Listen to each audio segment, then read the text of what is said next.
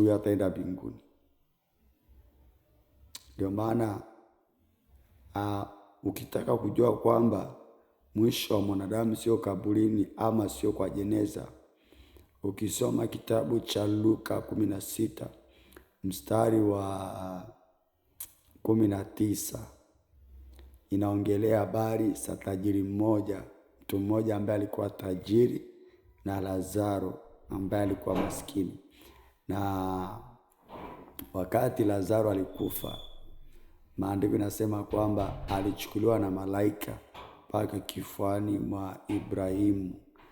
Na wakati tajiri alikufa alizikwa, lakini pamoja na kwamba alizikwa akaenda kuzimu.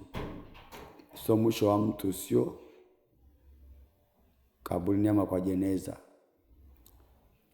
Pale ni mwili unawekwa pale, ni mwili wake unawekwa pale, lakini roho inaenda mahali alikuwa amechagua. So umechagua wapi? Utaishi wapi milele?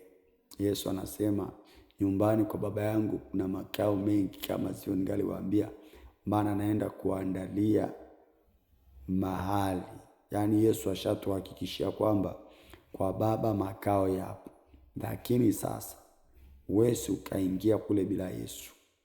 Wesi ukaingia kule bila Yesu, bila kumwamini Yesu, bila wokovu, bila kumwamini Yesu, wesi ukaingia kule.